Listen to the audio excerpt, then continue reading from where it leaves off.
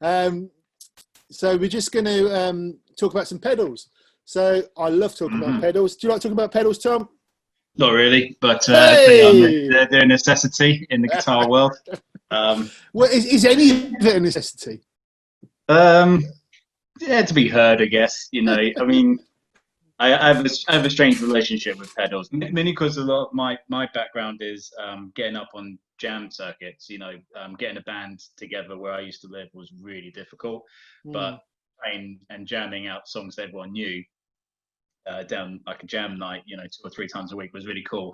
And basically, you didn't have time to do pedals, and you were you would win the crowd over by basically the good old fashioned way you're playing a little bit, as snobby as that is to say.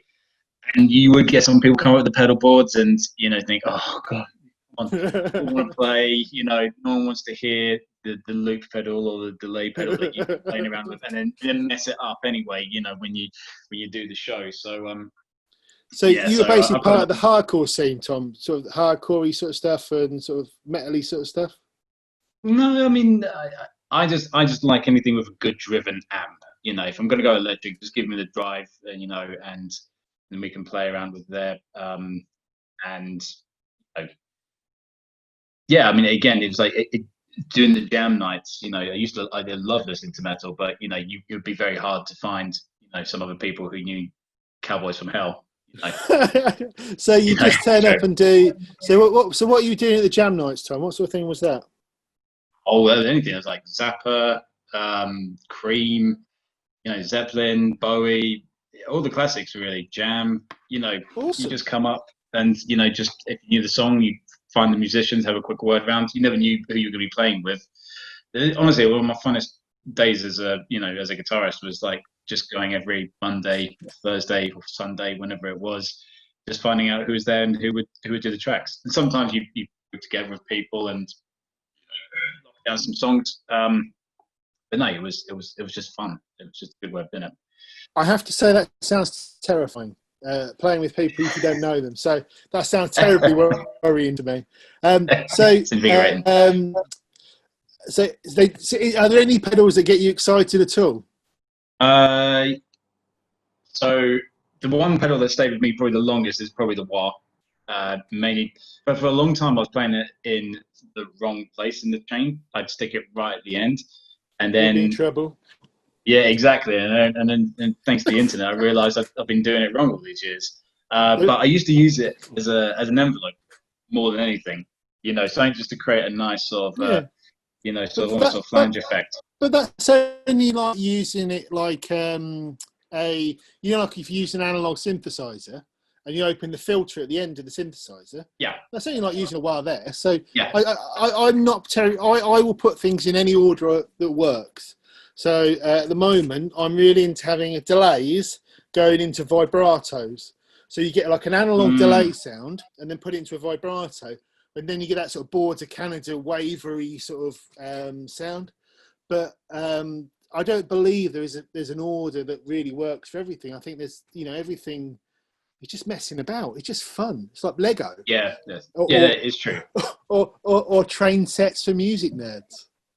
As you said, which I think is probably the best description of it, and it is so true. And there's one pedal that we'll mention which never gets mentioned at all, which is probably the most important pedal in my opinion that anyone should have, and you should not get on stage without it. But we'll come to that a little bit later.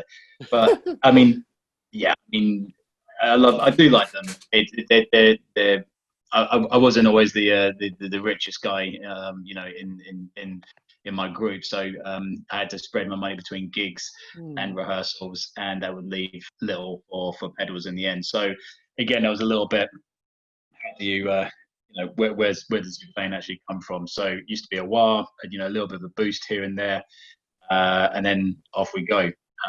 But on Realm, we managed to throw in a few little things in there just to make it a little bit more interesting. I did want to capture for Realm that sort of pick up and play sort of feel to it, where it was very sort of garage, very raw elements to it. And there are pedals in there. There are about 5 or 6 pedals we use, maybe 7, and almost sort of like you wouldn't notice that they were there, sort of feel to it. Again, I like the idea if I wrote a song, I'd like some of its parts to be able to be played at a jam night. If you had three musicians who knew the track, they could pretty much replicate it pretty well. And for me, that was something I was conscious of, because the best songs that we used to do on these jam nights were the ones that didn't need bells and whistles. They were the ones you could just quickly translate into, I don't know you, but do you know the song? Let's jam. Yeah, I think ultimately the best tunes are the ones you can. I mean, it doesn't always work, because you're not going to take an Aphex Twin track and take it back to acoustic guitar. But a lot of the time, best songs are the ones, if you listen to the songs on Radiohead Kid A, or, which is quite an experimental album, if you were to take those songs back to just acoustic guitar and vocals, they would still work as a song, as songs. And I think there's an element of that.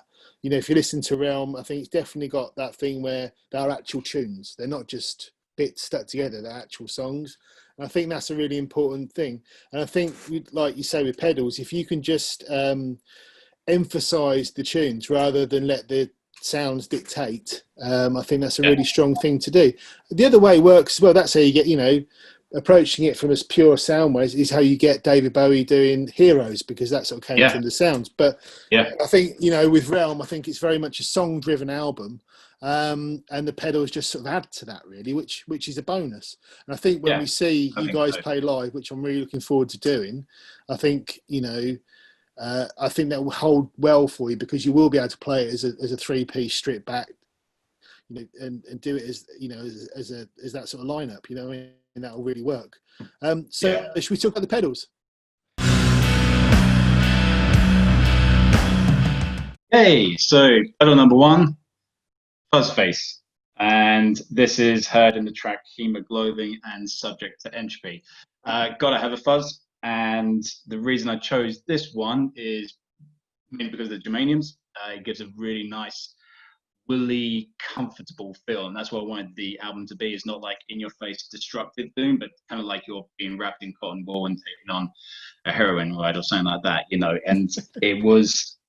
I love Silicon ones. They're a lot dirtier in my opinion, but this one was really good. Originally, I got the 90s reissue big housing unit one, which you can only power with the batteries, but there was massive issues with it in terms of fitting it on the board. And but settled with this one, did the job, is absolutely a beast. Love it. Cool. Okay.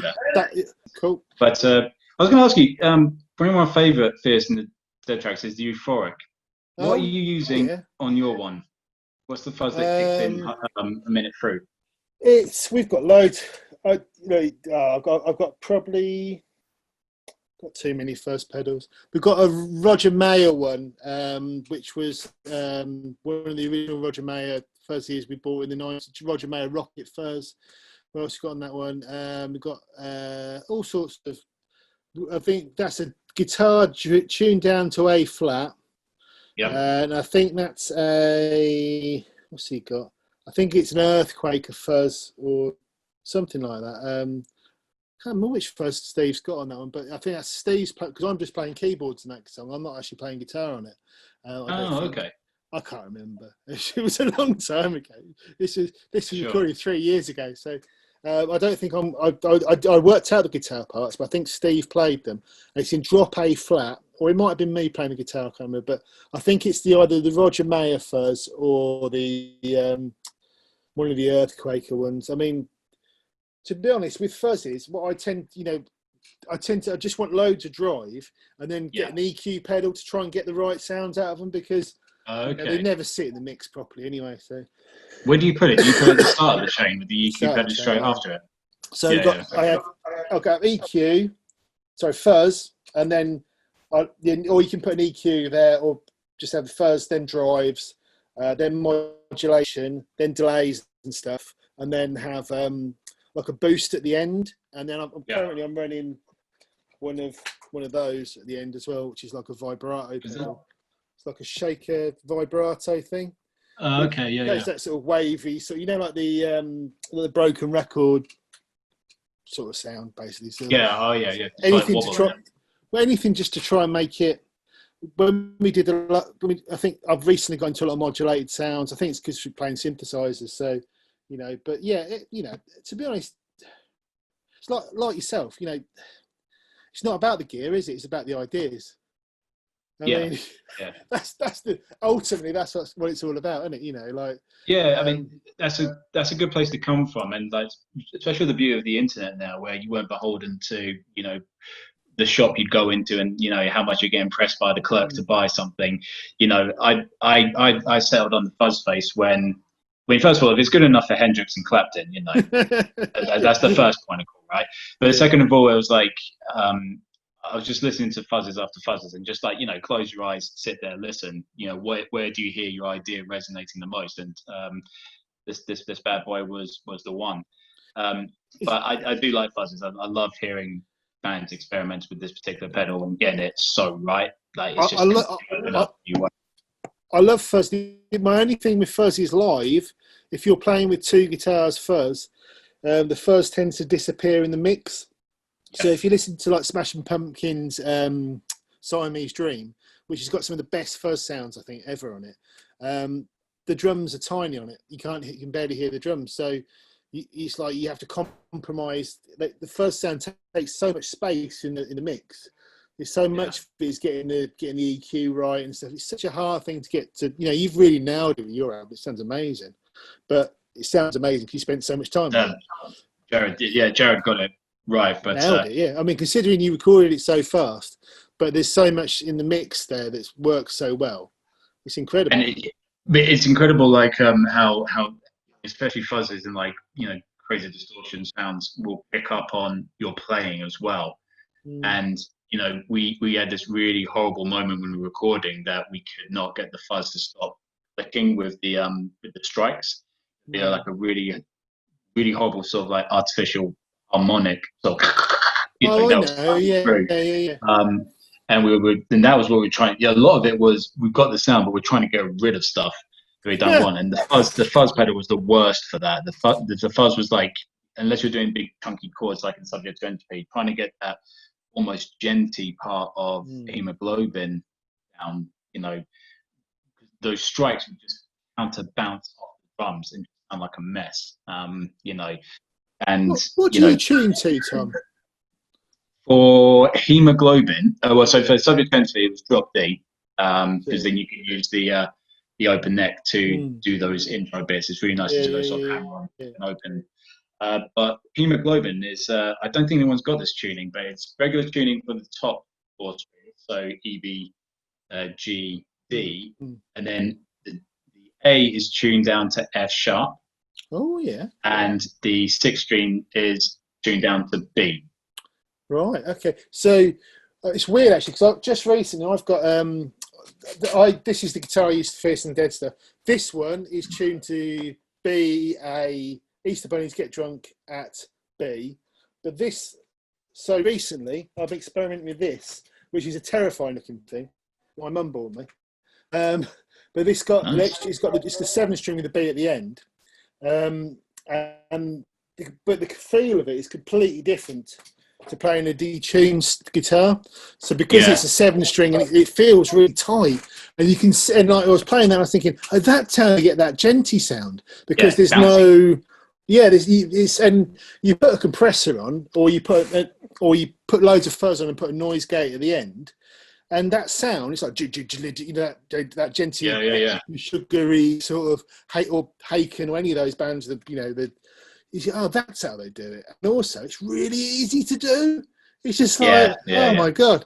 I thought it was really hard, but because I was tuned down to drop B, like a Stoner Rock sort of thing. But when you play those things, it's like, oh, right, this is really easy.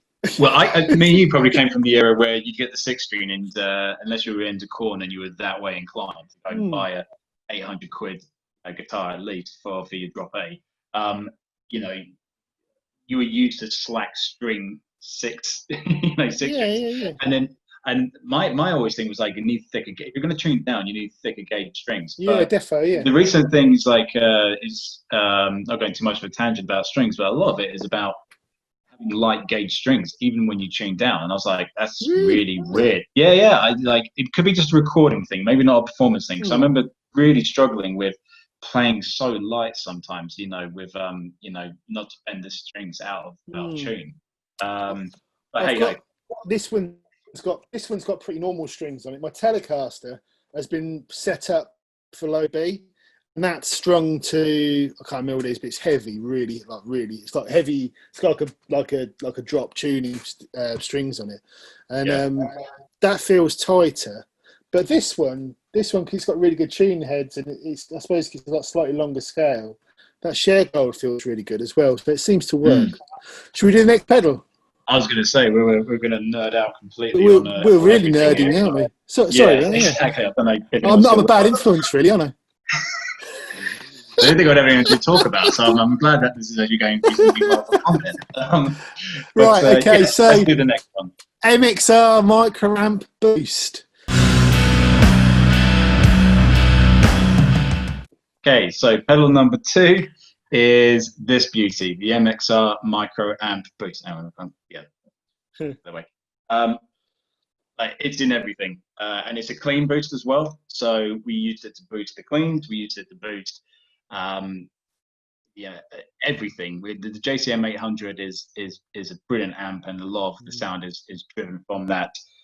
But you've got to over the edge and make sure that you've got it where you need to. Like John Frusciante uses it for loads. Adam Jones was banging on about it for Fear Inoculum, and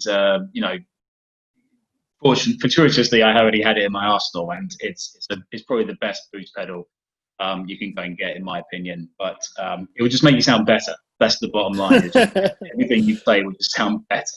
And it's one of those things where you see on the demo video, it doesn't translate.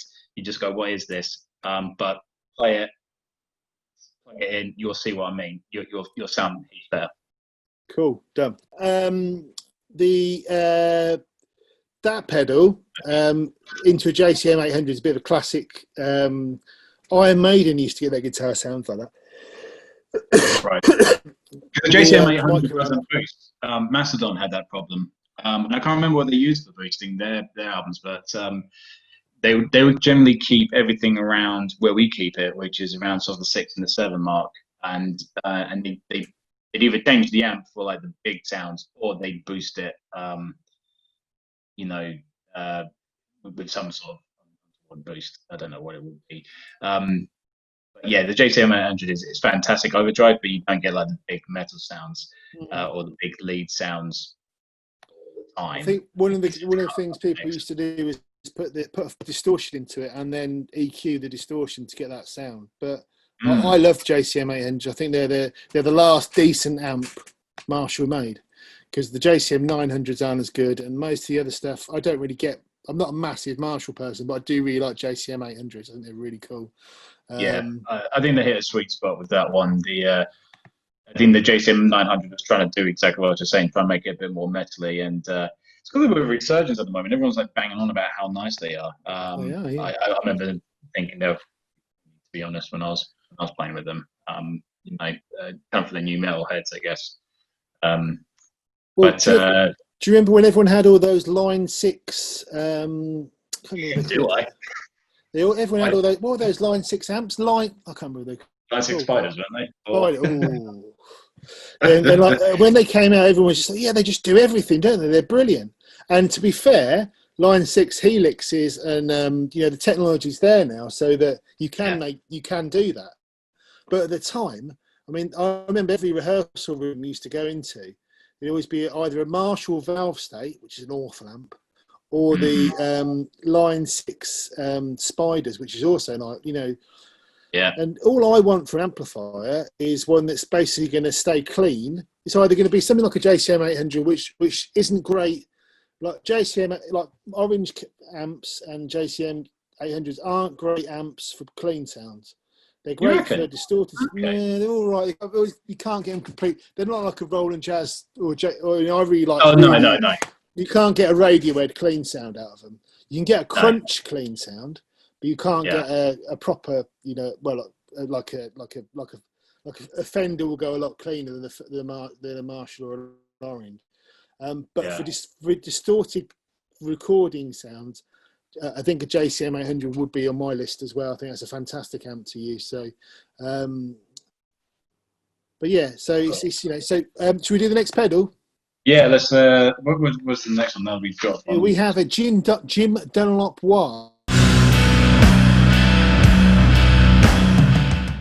Okay, next pedal that's in the arsenal is the Jim Dunlop wah, and it's probably the most bog standard wah there is. But because it was the first wah I ever bought, and it's probably one of the first pedals I bought when I was like 16, 17, it sort of remained with me. I think this is the third one I've managed to obtain.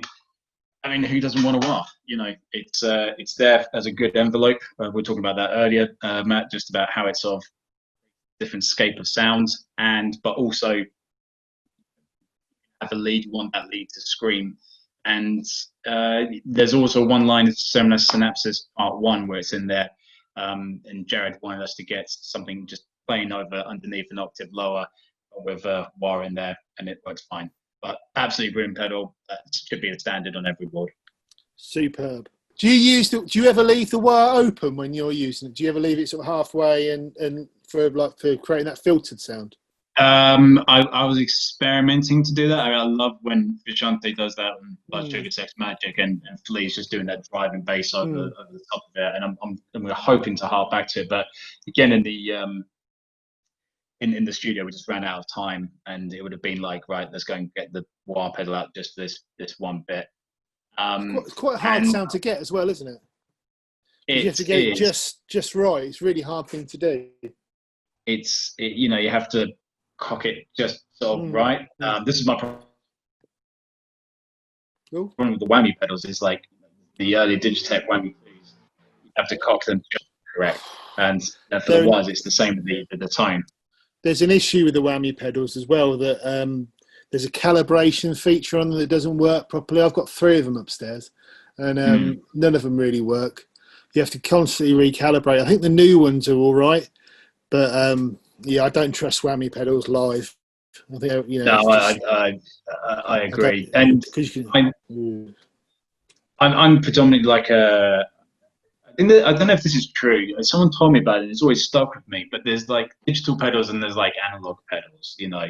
And Digitech whammy just doesn't go well with, in my opinion, with like JCM 800 valve amps and things like this. Some people go like, "What are you talking about?" And I'm like, "No, but if you stick that through like a good, you know, digital amp interface, you know, into speakers afterwards, you're going to get a much more, you know, better sounds than through analog." But that, you know, I might be wrong with that. Somebody's going to slate me for this one, but that's absolute BS. But someone told me to once, and I couldn't shake it out of my head every time I heard it.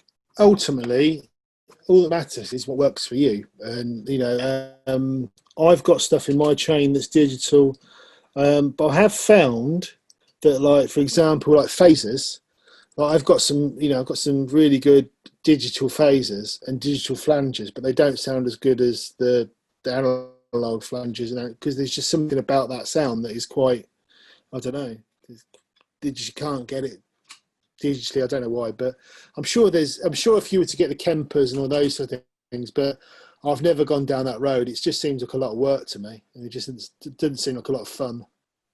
It just seems like you know, you might as well just do it on a PC if you're going to start getting all that gear out. So it just takes all the fun out of it for me. And also, what happens when it doesn't work live as well?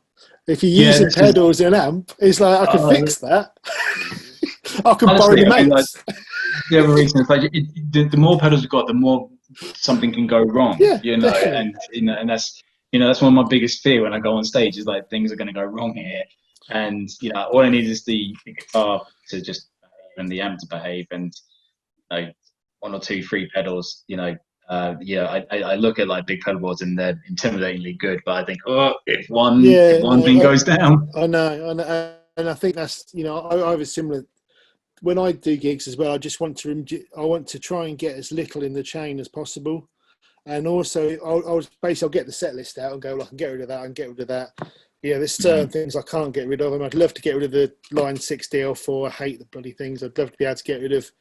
But I'd love, you know, when I used to play gigs in metal bands when I was a kid, You know, I literally just used to have a distortion, and that was it. Just one fuzz into a Marshall, Yeah. and it's brilliant because it was just like, and man, then later I got a delay, and it's just delay fuzz. But like, you look at my board now, and some of the, you know, just gets so complicated, and especially once you get like the Eventide gear and all that, you know. Yeah, I completely agree. The simpler, the better, really. So, next one. Next one. Let me grab this one. I'm enjoying this, Tom. I think I'm enjoying more because I'm more into pedals than you are. Thank you. What's this? No, it's just like you just show me toys. It's brilliant. All right, mate. Right. Go. Okay. So next one is Electro-Harmonix Pog 2. This one isn't actually mine. It belongs to my dad, and it appears on the track Hemoglobin. And I basically heard my dad playing with it with his acoustic, and getting some really good organ sounds, which obviously what the Pog is. And I just needed something a little bit Rick Wright, Pink Floydy over the top of the middle bit of Hemoglobin. Because at the moment it's a bit thinky, just with those sort of octave cleans, insane to take it all the way through. But it's a very complicated pedal. I'm not sure how I managed to get it to the studio intact with the sounds. I was experimenting with that at home. So, but good pedal. Yeah. Cool. Right. I've never actually used the Pog 2, and to me, it looks quite scary to me as well. So it's like basically it creates multiple octaves, doesn't it? Yeah. Right. You tell me, because I literally plugged this thing in. Well, I've got the micro Pog, which is how I do my octave effects. So are you going to use that live? No. It's because I love it. It live. Yeah, exactly. I worked out how much to. So if you've got the octaves here, like the dry output, you've got below octave higher, 2 up, 2 down, and you can sort of blend them accordingly. So I'd imagine you get like your sort of circle of fifths, sort of harmonies going on here a little bit, or it could be, I can't remember what it was, to be perfectly honest. But yeah, then you'd have like your set pieces here, and I managed to get it set on the setting that I had on before, and it managed to stay on that one. But there's a certain particular sound that's in there that just worked. And it's just, I love the organ sounds. I do like when people do the Pogs, but it's a very complicated beast, and I managed to squeeze something out of it that after hours and hours of playing that I liked, and harmonics, and the playing and the swells, it works really, really well for the track. I do like guitar synthesizers, and I've owned various guitar synthesizers through my life. But then I remember I can actually play keyboards. So it's like, why am I doing this to myself? Why, I've had a MIDI guitar, and I've had, probably the majority of the guitar synths, but I can actually, I can play synthesizers. So it's like, well, why are you doing this to yourself? Why are you? Because they never sound as good as real synths. I like the Pogs because they sound like something different. They don't sound like a synthesizer. They don't sound like there's something, and they track incredibly well as well. It just sounds incredible. That's true. But they've got a sort of retro feel to them in terms of like just the sound. It feels like it was in there with like a Rhodes organ or like the Mellotron era and all that sort of stuff. Which is odd because they didn't really come out to the 90s. But I think one of my associations with the Pog is Jack White's use of that sort of octave sound with the White Stripes. I can't remember which song it is. Biscuit and Ball. I can't remember what it's called. But there's a couple of songs on the White Stripes albums that they've got that sort of sound to them. Not saying that that's where I associate that garagey sort of rocky sort of sound that you don't that's where I associate those. Ooh, this one. Okay, this is cool. Ooh, I've never had a go on one of these. You see, you got me excited now. Next time when I come and see you play, I'm going to have a go on it. This is the one where I show it off to the nerds and they go, ooh. No, this is, but because the Moog pedals are really hard to get hold of now as well. I can't remember. because they used to be everywhere, but I think they discontinued. I'm not sure if they discontinued them or They did, yeah. They stopped the line. I'll talk about it. We'll talk it through. Right, let's do it. Let's do it. Okay. The next pedal is a delay, and it's the infamous Moog Mini Fuga MF delay. It's an analog delay, so it's a little bit cumbersome. I keep getting it wrong, but it's a beautiful tone to it. It's even got its own little drive on it as well, and it appears not on where you think. It doesn't appear on Noble Rock. That's actually a desk delay that we had to quickly put together. This one actually appears on Hemoglobin, and you can hear it just at the point at the end of the first section where it crescendos out and goes into the plinky guitar. There is a slight delay in the background with all the birds and the bees that are there as well. And we call it the rocket ship, where you just hand down the rate. Yeah. So you just go from one to the other. But absolutely beautiful, beautiful pedal. Brilliant. That is such a cool pedal. I love analog delays. I've got an analog delay down here somewhere in one of the boxes. But yeah, I love analog delays. I think they're I've got the Memory Man somewhere in one of the boxes down there, and it just I can't use them live particularly because they don't.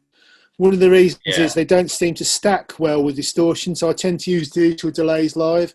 But for messing about at home or recording, I love analog, and I love that sound. You know, when you start moving it around, you get those really dirty sort of delay sounds. I love all that. Yeah, it's gorgeous, and you know, when I finally put it to the practice room with Jake earlier this year, you can hear how much of a beast it is when you put it in the distortion. Just you know, at the end of the chain, you know, and you have to get the settings just right. You know, you can't tap it in. You have to leave it and probably tape it in to where you want it.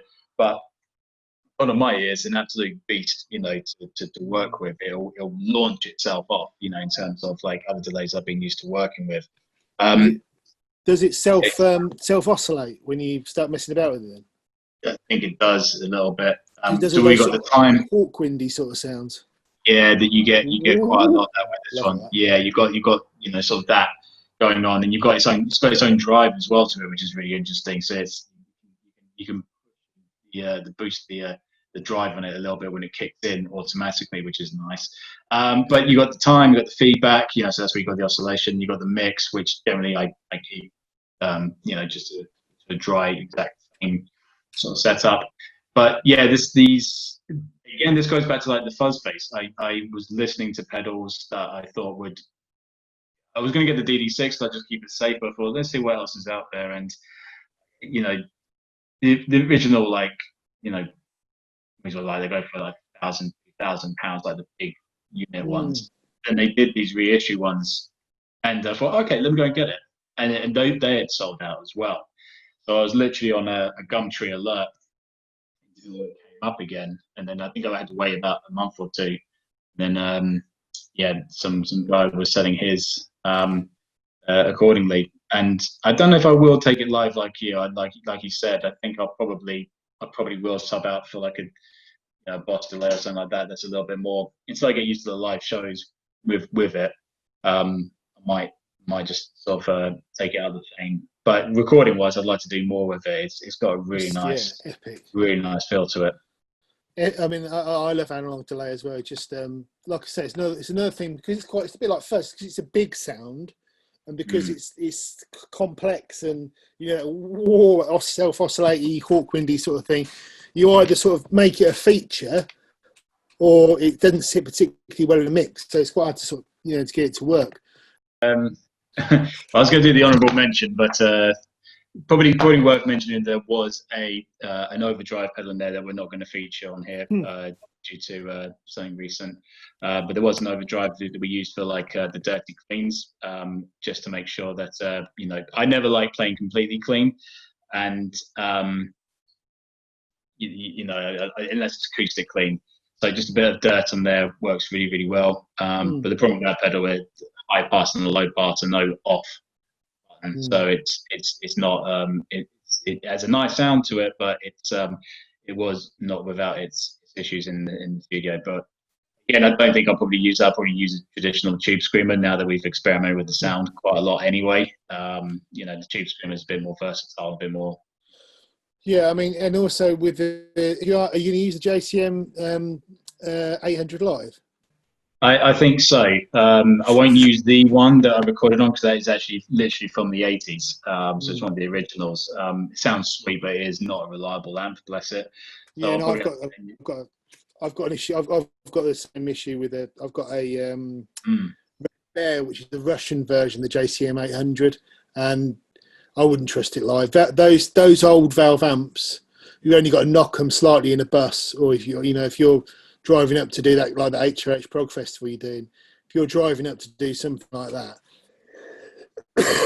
and you not have one knock on the way in, it won't work. So yeah, I did actually have a knock. Well, I must have had a knock because by the time I took it to the rehearsals before, I was just getting used to it, finding the times. But by the time I'd taken it from my friend's house, taking it up the motorway, it's not actually. It used to be my amp, and I sold it to my mate. And he sold me his guitar, his Les Paul, and we sort of have a mutual friend. Whoever sells it to the other person, but or any time something. But I took it up the motorway, and by the time I got it back, buzzing all over the place, buzzing, all this sort of stuff. I was like, geez, what's wrong here? This ain't normal. And, I took it to two specialists to fix it, and they couldn't get it to 100% clean up. So you don't hear it on the record, actually, which is really, really good. So again, credit to Jared. But yeah, I mean, I'd probably go and buy like a reissue head.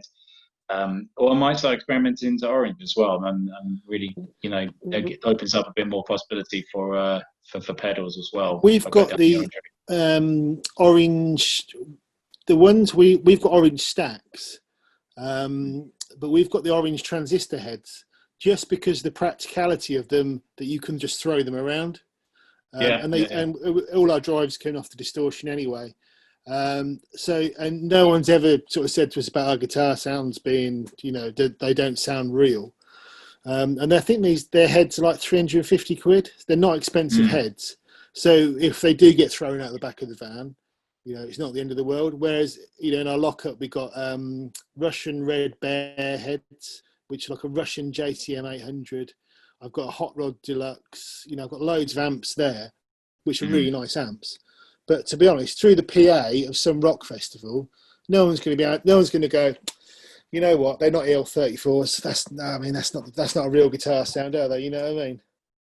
I think in the studio, you've got to be very, very picky about what you take in there because it picks up and everything. But you're absolutely right. When it's playing and blazing, who's really going to notice? It's just like performances are different. Performances are like what you're going to vibe with, what you're going to enjoy with, and yes, tone is really important, but it's not the most important thing when it comes to performance. The performance is the most important thing. Also, the other thing you find now is, I mean, I would imagine it'd be the same for you guys. A lot of the gigs you do, there's a backline provided, so there'll be some sort of Marshall setup there. That you'll just have to. So many of those big festivals and so many of the a lot of the European shows, they're all flying shows, so there's backline provided. And you have to sort of, that's why it's really good to have all your distorts on your pedals rather than be reliant on the amp distortions, because if you're flying, you won't be able to take your head with you anyway. So it's a really, it's true. I've come to accept now that if I'm going to have a rig for gigs, I mean, I need to be able to think, is it going to be able to, can I fly with this? Can I take it on a plane? And that's, that's what, has been the key realization the last 2 or 3 years to me, especially after we did a gig in America. It's like that you need to be able to think, is this going to fit in your suitcase? Which is, so you don't want to have, I mean, I bought one of these, which is probably the most ridiculous pedal you can buy, which is like the Eventide ones. But because it does all the sounds I need, like all the modulations and delays and stuff, all in one pedal, and I can fly with it. So it's very difficult to say where, it's all very well having all loads of gear, but if you can't fly with it, what's the point? You know what I mean? You're never going to be able to use it. So, and also the other, if you have a Kemper, it's like, well, what happens if that Kemper goes down? You've had it. Yeah. So you're better off having just a few really good pedals like you're doing, I think.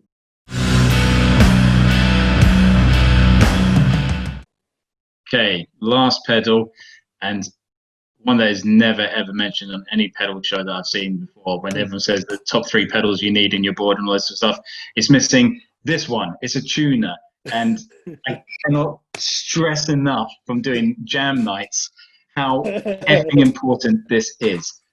This is the pedal that you should be in your bloody thing, because it doesn't matter all the bells and whistles, all the toys. If you are not in tune, to yourself, but to anybody else on that stage, you're going to sound terrible. And this pedal was probably, apart from the MXR, was probably the most used pedal on the recording. Literally after take after take after take, it was making sure that everything was in tune. So super important. If you don't have a tuner in your board, get one now. I agree. That's it. It makes me so annoying. Pretty. No, completely. And also those TC ones are really good because they're chromatic and pick up on everything as well. I've got the same. I mentioned it was TC Electric. Sorry. No, yeah, I mean, I use the same. For exactly that. Just because with our set, well, we're doing probably 6 different tunings through the course of a set. So I'm using that after every song anyway. So, and sometimes mid song as well, just to make sure it's in tune. I'm quite obsessed with getting the tunings right because, especially with a twin guitar band, if it's wrong, you're in all sorts of trouble. So that's a really good thing. So, in terms of playing live, are you going to have all these pedals? I'll have the fuzz, I'll have the MXR, I will have an overdrive, I'll have the tuner, of course, I'll have a delay, and I'll have the wah. Beyond that, I do not think I'll have anything else. You can have a boost. Yeah, I'll keep the MXR, definitely. Yeah, keep the boost in, because that's the, that'd be the...